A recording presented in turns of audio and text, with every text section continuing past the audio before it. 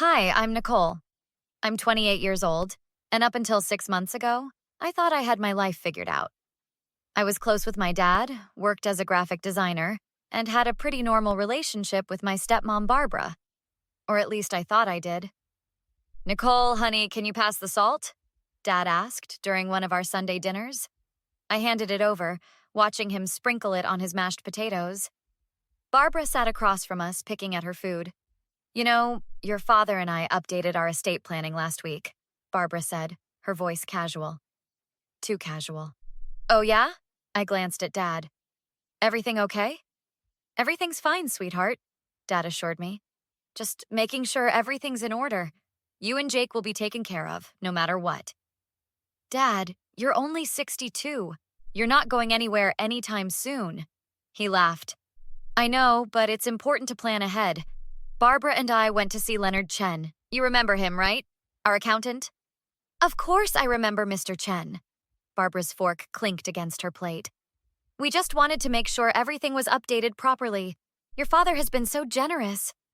Something about her tone bothered me, but I shook it off. 3 months later, Dad had a massive heart attack. He died before the ambulance arrived. The funeral was a blur. My younger brother Jake and I were devastated. Barbara played the grieving widow perfectly, but something felt off about the way she kept checking her phone during the service. A week after the funeral, Barbara called Jake and me to the house. I need to discuss your father's will with you both, she said, settling into Dad's favorite armchair. Jake leaned forward. What about it? Well, your father made some changes before he passed. He left the house and the majority of his assets to me. You two will each receive $25,000. What? I couldn't believe what I was hearing. That's impossible. Dad told me multiple times that Jake and I would split everything after you were taken care of. Barbara's expression hardened. Things change, Nicole. Your father and I had many conversations you weren't privy to. He wanted to ensure I was secure. Secure? Dad's estate is worth over $2 million. The house alone is worth $800,000. I understand you're upset, but this is what your father wanted. The will is completely legal. I have the documents if you'd like to see them. Jake stood up, his face red. This is garbage, Barbara. Dad would never do this to us. Your father loved you both very much, but he also loved me. He made his choice.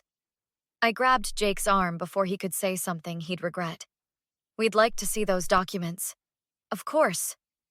Barbara pulled out a folder from the side table, like she'd been ready for this. Here's the will, dated 3 weeks before your father passed. It's signed and witnessed. I scanned the document. Dad's signature was there, along with 2 witnesses I'd never heard of. The terms were exactly as Barbara described. Who are these witnesses? I asked. Friends of mine.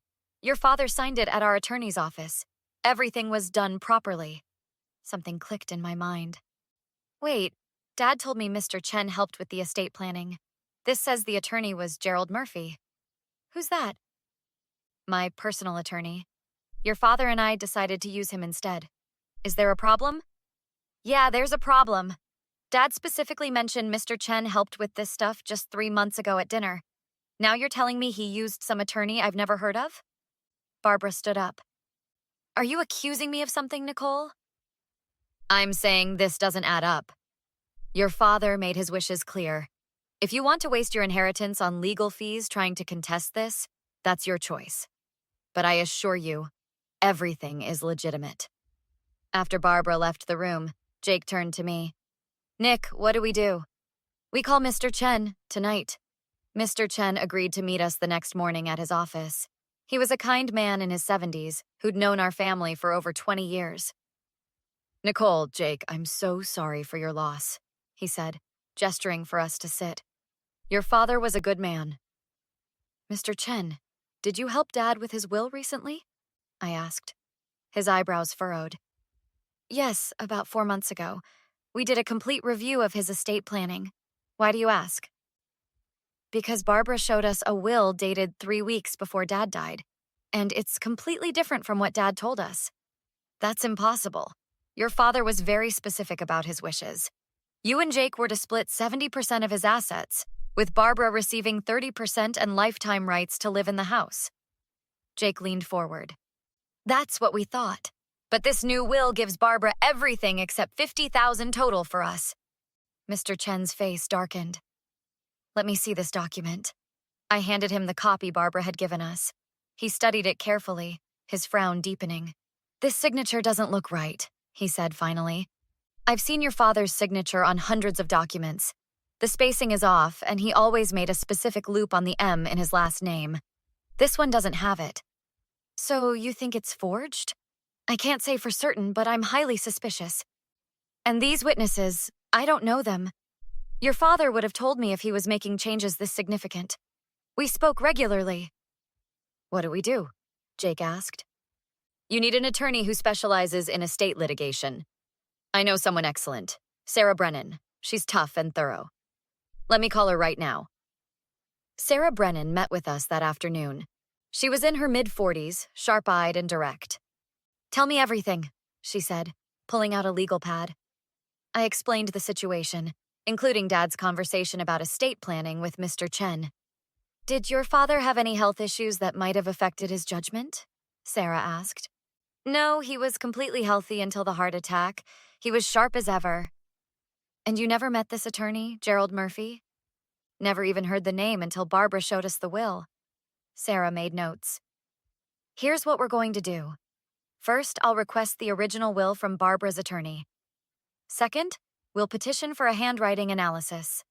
Third, we'll subpoena records from both Mr. Chen and this Murphy character to establish a timeline. If your father was planning his estate with Mr. Chen 4 months ago, there should be documentation. What if she did forge it? Jake asked. If we can prove forgery, the will is void. The previous will, the one Mr. Chen helped with, would stand. Plus, forgery of a legal document is a serious crime. How long will this take? Could be several months. Estate litigation isn't fast. But if what you're telling me is accurate, we have a strong case. Over the next week, Sarah filed all the necessary paperwork. Barbara's response came through her attorney. A smug letter denying all allegations and threatening to countersue for harassment. Then Sarah got the handwriting analysis back. Nicole, Jake, you need to see this, she said during our next meeting. The forensic document examiner found significant discrepancies between your father's known signature and the one on this will. He's 90% certain it's a forgery. 90%? I asked. In court, that's damning. Combined with the timeline issues and Mr. Chen's testimony, we have enough to proceed. But there's more. I contacted the witnesses listed on the will. One of them admitted Barbara paid him $500 to sign as a witness. He never met your father. Jake slammed his hand on the table. I knew it! She completely fabricated this! We're filing criminal charges along with contesting the will, Sarah said. This isn't just about your inheritance anymore. Barbara committed fraud and forgery. She's going to face serious consequences. The court hearing was set for 3 weeks later. Barbara arrived with Gerald Murphy, looking confident. That confidence evaporated when she saw Mr. Chen and the handwriting expert sitting on our side. The judge reviewed the evidence systematically. When the handwriting expert testified, Barbara's face went pale. Your Honor, I've analyzed over 50 samples of the deceased's signature, the expert explained. The signature on this contested will shows clear signs of simulation. Someone attempting to copy the signature rather than producing it naturally. The pen pressure is inconsistent, and several characteristic features of Mr. Foster's genuine signature are missing. Murphy jumped up. Your Honor, this is speculation. It's scientific analysis based on 30 years of experience, the expert countered. I'm prepared to stake my professional reputation on this conclusion. After the expert stepped down, Mr. Chen took the stand. Mr. Chen, when did you last discuss estate planning with Mr. Foster? Sarah asked. 4 months before his death. We spent 2 hours reviewing everything. He was very specific about ensuring his children were the primary beneficiaries. Did he mention making any changes? No. In fact, he said, and I quote, I want to make sure Nicole and Jake are set. Barbara will be fine, but my kids come first. He was adamant about that. Barbara whispered frantically to Murphy. He stood again. Your Honor, My client has maintained from the beginning that this will was executed properly. Your client's witness admitted to accepting payment to sign a document he never witnessed, Sarah interrupted. That's not proper execution. That's fraud. The judge turned to Barbara. Mrs. Foster, would you like to testify on your own behalf? Barbara stood slowly. She looked directly at me, and I saw calculation in her eyes. Your Honor, I think there's been a terrible misunderstanding. Yes, I asked my friends to sign as witnesses, but only because we were in a hurry. My husband was very sick. He wasn't sick, I said loudly. He had a heart attack. There was no warning. The judge frowned. Mrs. Foster, continue. I just wanted to make sure I was protected. After everything I did for that family. Everything you did? Jake stood up. You married our dad 5 years ago. We've known him our whole lives. Sit down, young man, the judge ordered. Mrs. Foster, do you have any evidence that your husband actually signed this will? Barbara's composure cracked. He did sign it. I was there. But you weren't listed as a witness, were you? Sarah pressed. In fact, none of the witnesses actually saw Mr. Foster sign this document, did they? I don't have to answer that. Actually, you do. This is your testimony. Murphy put his hand on Barbara's arm, but she shook him off. Fine. Yes, I had someone help me with the signature, but I deserved that money. I spent 5 years taking care of him, putting up with his kids questioning everything I did. That money should have been mine. The courtroom went silent. Even Murphy looked shocked. The judge's expression hardened. Mrs. Foster, are you admitting to forging your husband's signature on this will? Barbara seemed to realize what she'd done. No, I didn't mean. I'm nullifying this will immediately. The previous will, executed with Mr. Chen's assistance, will stand as the valid document. Additionally, I'm referring this case to the District Attorney's Office for Criminal Prosecution. Bailiff, please take Mrs. Foster into custody. What? No! You can't do this! Barbara lunged toward me. You spoiled little brat! This is all your fault! I should have— 2 bailiffs grabbed her before she could reach me. She fought them, screaming threats. If I see you again, I'll make you regret this. You hear me? I'll make you pay for destroying my life. That's enough! The judge shouted. Mrs. Foster, you're now facing additional charges of threatening behavior. Take her away! 3 months later, Barbara's criminal trial concluded. She was convicted of forgery, fraud, and attempted theft. The prosecutor was particularly harsh given the violation of trust involved. Sarah called me with the sentencing news. 5 years in prison, Nicole. Plus, she has to pay restitution for all legal fees. 5 years, I repeated, feeling a weight lift from my shoulders. Jake and I met with Mr. Chen to finalize the estate settlement. Dad's actual will gave us exactly what he'd promised, security and a future. Your father would be proud of how you handled this, Mr. Chen said. You didn't just fight for money. You fought for the truth and for his true wishes to be honored. Thanks, Mr. Chen. That means a lot. A week after sentencing, Barbara's attorney contacted Sarah requesting a meeting. Barbara wanted to apologize. Absolutely not, I told Sarah immediately. I thought you'd say that, but I'm required to convey all requests. Tell her attorney that Barbara made her choices. She forged my father's will, stole from his children, and threatened me in court. There's nothing she can say that I want to hear. The attorney persisted, sending letters to both Jake and me. Barbara's message was full of excuses. She was scared. She felt insecure. She made mistakes. I called Jake to discuss it. Are you even considering meeting with her? He asked. No, but I wanted to make sure you weren't either. Nick, she tried to steal Dad's legacy from us. She forged legal documents and lied to our faces.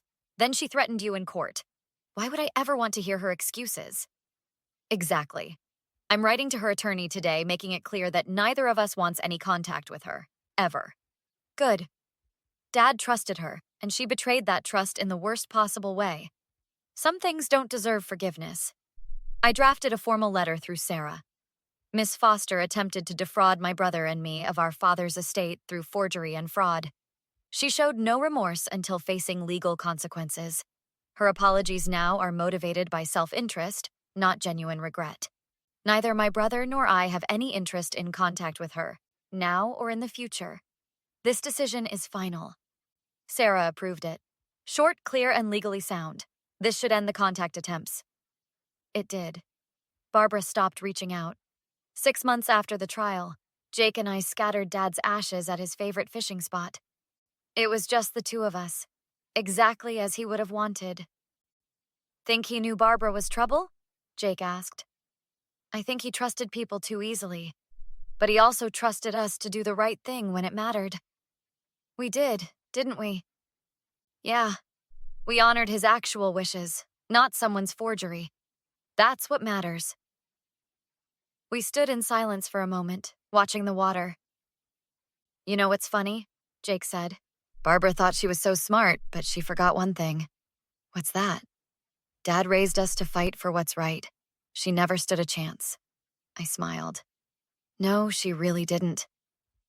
Moving forward wasn't about the money, though financial security helped. It was about standing up for Dad's memory and ensuring his true wishes were honored. Barbara's betrayal was calculated and cruel, but justice prevailed. Sometimes people show you who they really are when there's something to gain. Barbara chose greed over integrity, and she paid the price.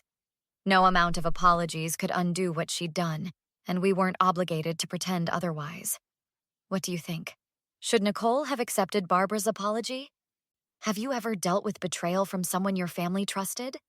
Share your thoughts in the comments, and don't forget to like and subscribe for more true stories about standing up against injustice.